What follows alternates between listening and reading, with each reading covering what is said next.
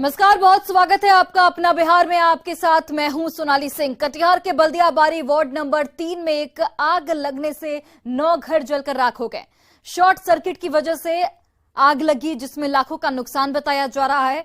ग्रामीणों की मदद से आग पर हालांकि काबू पा लिया गया। इस आग में लाखों की संपत्ति का नुकसान हुआ है। तस्वीरें आप देखिए, लाखों की संपत्ति का यहां पर नुकसान हुआ। हालांकि ग्रामीणों ने कड़ी मशक्कत के बाद आग पर काबू पाया। शॉर्ट सर्किट आग लगने की वजह बताई जा रही है। आग की चपेट में 9 घर आ गए और फिलहाल काफी नुकसान हो चुका है।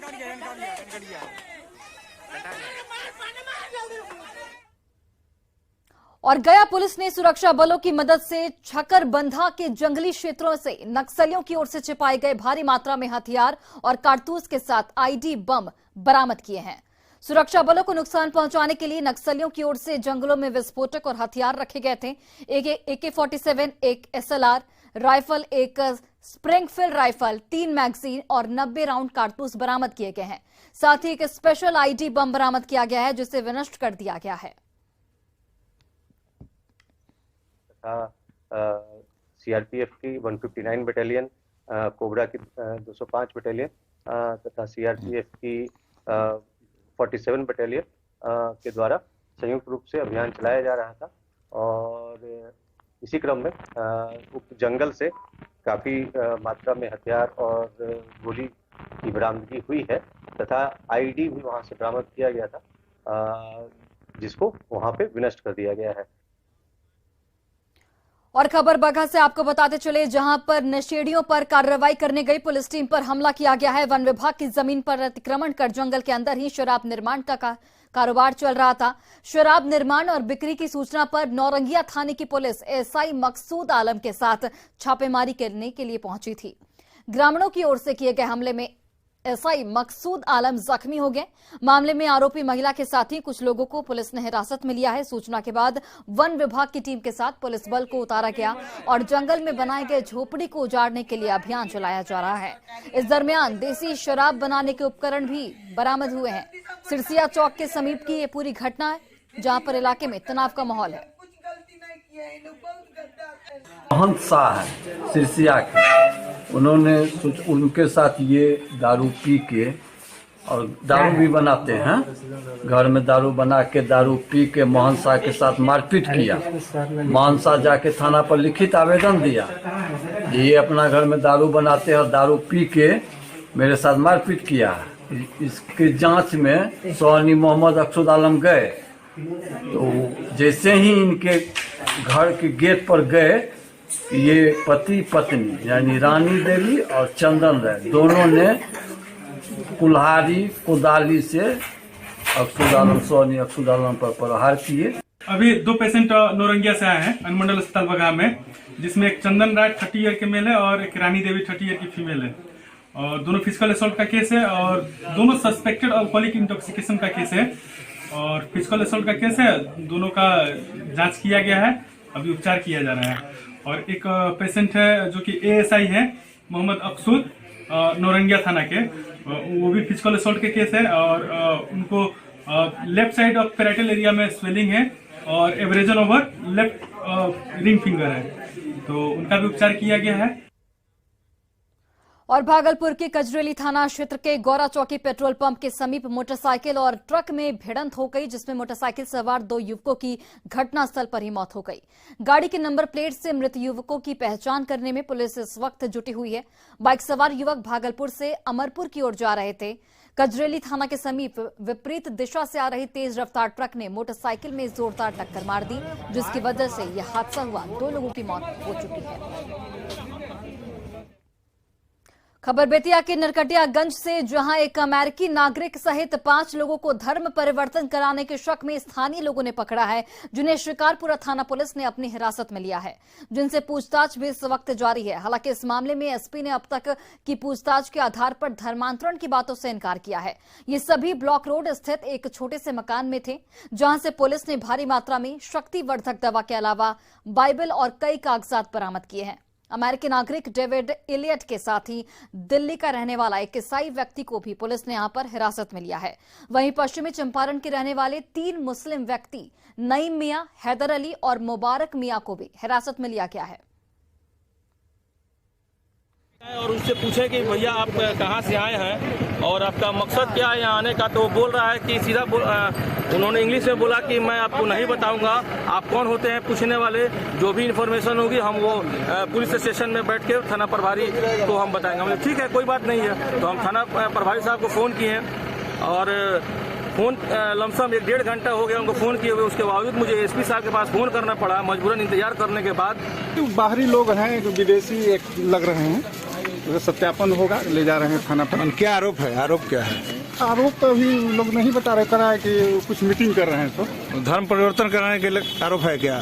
ऐसा तो नहीं सुनने में आया, लेकिन लोग हैं कुछ मीटिंग कर रहे थे लोग।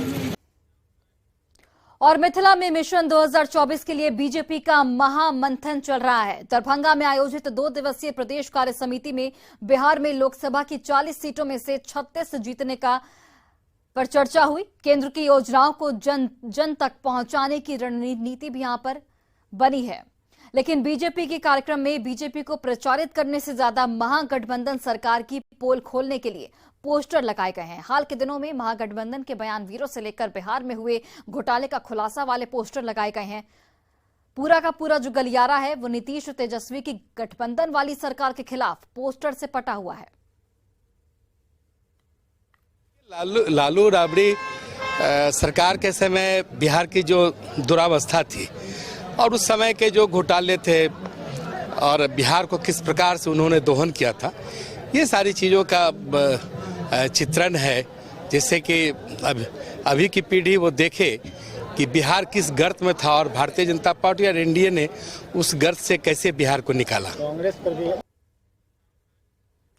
जेडीयू में उपेंद्र कुशवाहा को लेकर छिड़े संग्राम पर केंद्रीय मंत्री पशुपति कुमार पारस ने बड़ा बयान दिया है।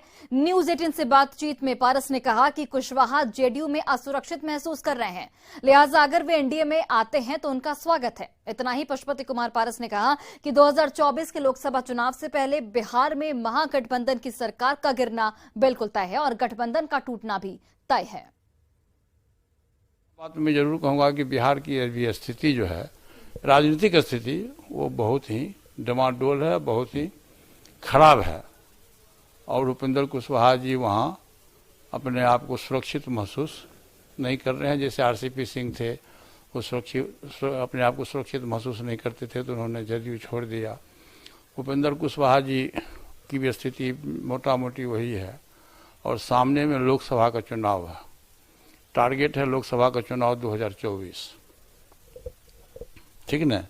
तो 2024 का जो चुनाव है, टारगेट है, तो हमारा कहना यह है कि बिहार में 7 पार्टी का गठबंधन है और उसमें सरकार चल रही है। सरकार कब तक चलेगी मैं नहीं जानता, लेकिन 2024 के गठबंधन में जो 7 पार्टी का गठबंधन है, उसमें कांग्रेस पार्टी है जो देश का सबसे बड़ी पार्टी है विपक्ष में, और उसके नेता राहुल गांधी हैं जो प्रधानमंत्री पद के दावेदार हैं, और उसी गठबंधन के दूसरा मुखिया हैं नीतीश कुमार जी, वो भी प्रधानमंत्री पद के दावेदार हैं।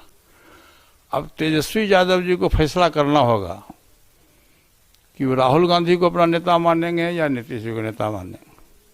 उसी समय इनकी पार्टी, इनकी सरकार गिर जाएगी, तहस नहस हो जाएगा। जिस तरीके से आपने कहा कि उपेंद्र कुशवाहा पार्टी से नाराज हैं, खुद को सेफ महसूस नहीं कर रहे हैं, आरसीपी सिंह पहले ही अलग हो चुके हैं, ये नाराजगी तब से ज्यादा देखने को मिल रही है जब से एनडीए से नीतीश कुमार अलग हुए हैं, महागठबंधन में वो शामिल हुए हैं। क्या लगता है, नीतीश कुमार को एक बार फिर से एनडीए का दामन थामना चाहिए?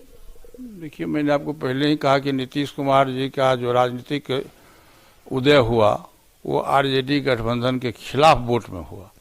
बिहार की जनता ने विश्वास किया नीतीश कुमार जी पर, फिर दोबारे वो चले गए आरजेडी गठबंधन में।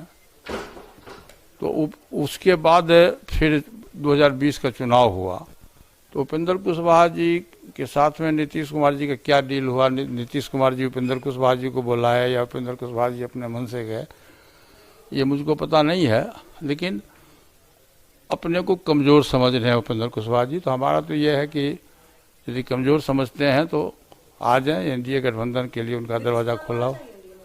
मैं उपेंद्र कुशवाहा जी के बारे में कह रहा हूँ कि आ जाए, अच्छी बात है। नीतीश कुमार जी का तो देखिए, तो गठबंधन जो बेमेल गठबंधन है वो तो लोकसभा चुनाव के पहले सरकार गिर जाएगी। देखिए, मुझको लगता है कि लोकसभा चुनाव के पहले ये सरकार गिर जाएगी। केंद्रीय मंत्री पशुपति कुमार पारस हमारे साथ थे, जिनका साफ तौर पे कहना था कि जिस तरीके से महागठबंधन की सरकार चल रही है, उम्मीद संभावनाएं यही जताई जा रही है कि 2024 में जो लोकसभा का चुनाव होने वाला है, उस चुनाव से पहले सरकार गिर जाएगी। और जिस तरीके से एक के बाद एक जो नेता हैं वो नाराज हो रहे हैं, ऐसे में इस महागठबंधन को चलाना मुश्किल होगा। विनीता मिश्रा, न्यूज 18 पटना। और इस वक्त एक बड़ी खबर आरा से सामने आ रही है, जहां पर जेल में बंद कुख्यात के पास से कैश मिले हैं। कैदी के पास से 70,000 कैश मिले हैं। सदर अस्पताल के कैदी वार्ड से जो ये कैश है वो बरामद किए गए हैं। नईम मियां के पास से कैश बरामद किए गए हैं। एसपी के औचक निरीक्षण में कैश की बरामदगी हुई। आरा कोर्ट ब्लास्ट का जो कैदी है वो आरोपी बताया जा रहा है। तो नईम मियां के पास से कैश बरामद किए गए हैं। बड़ी जानकारी, बड़ी खबर आरा से। एसपी के औचक निरीक्षण में कैश की बरामदगी हुई है। फिलहाल इस पूरे मामले की छानबीन की जा रही है।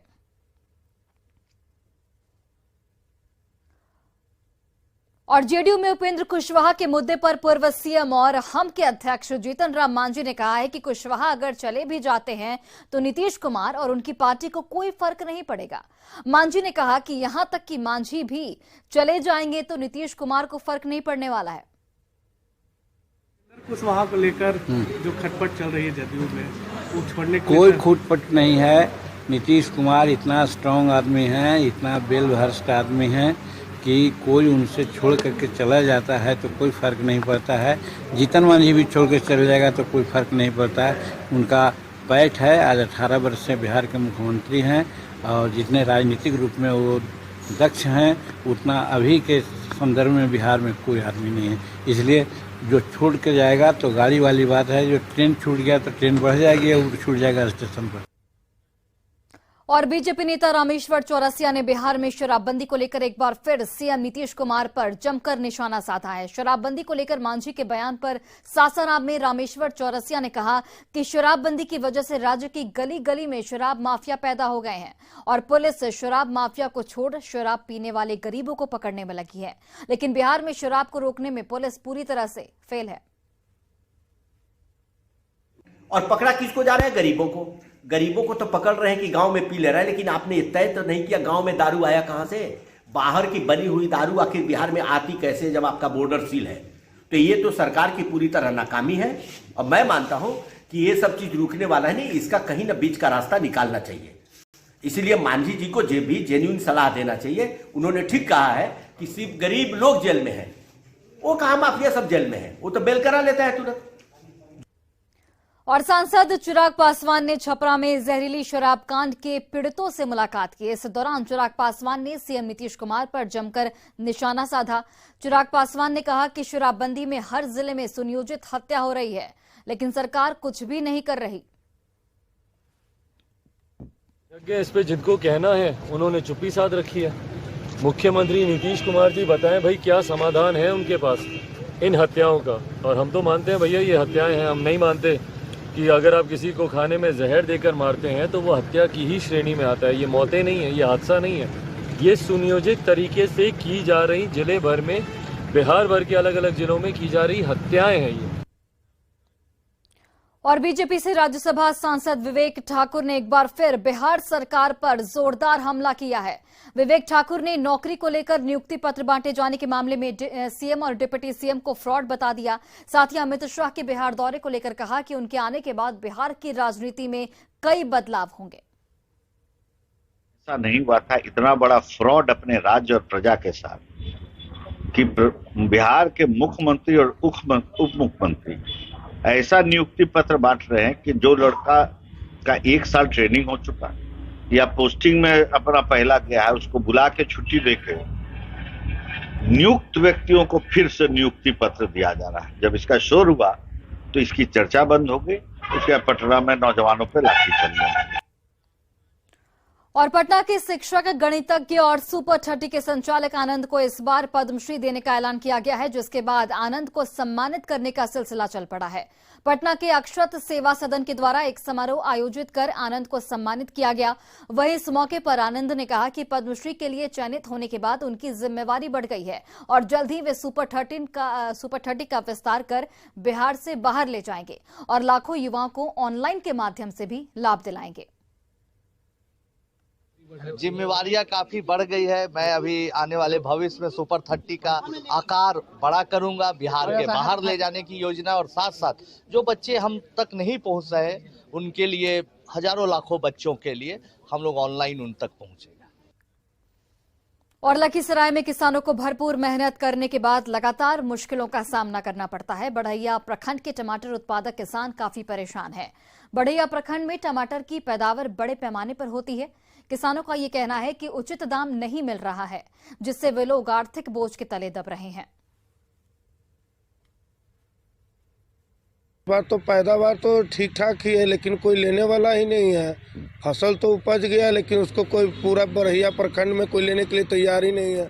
और कोई आता भी ग्राहक है तो औने पौने दाम में लेके चला जाता है। कोई उचित मूल्य देने के लिए तैयार नहीं है। हम लोग पट्टा भरना लेके लेते हैं, खेत किसी तरह उपजाते हैं कि किसी तरह जीविकोपार्जन चले। रविवार को मुख्यमंत्री नीतीश कुमार की समाधान यात्रा का कारवां कैमूर पहुंच रहा है, जहां लोग अपनी समस्याओं के समाधान के लिए टकटकी लगाए बैठे हैं।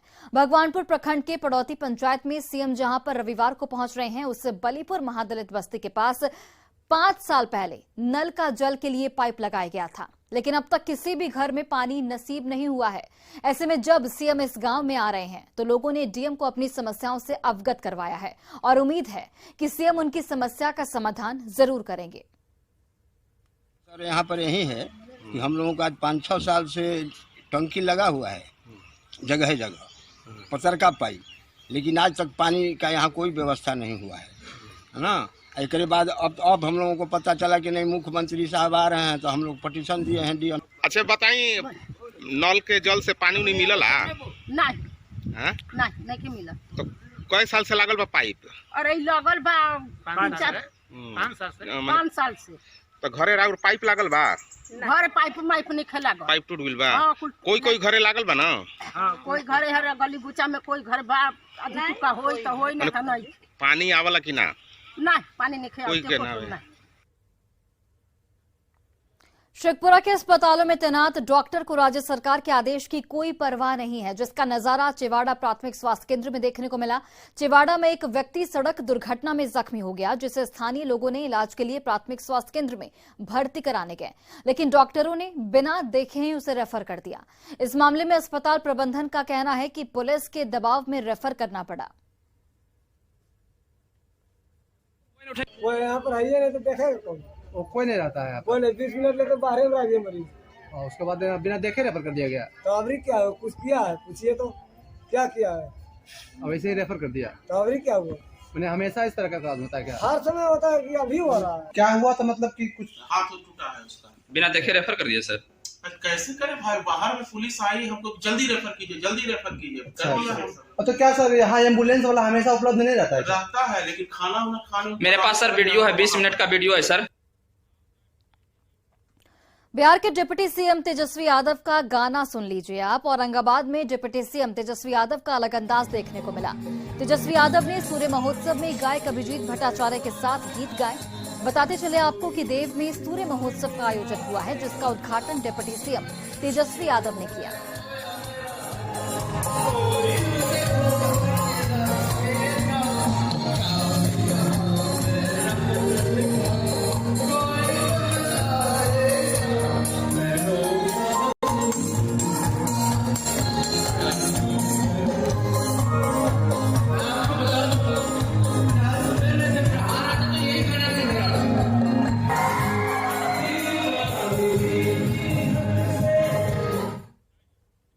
और फिलहाल इस बुलेटिन में बस इतना ही।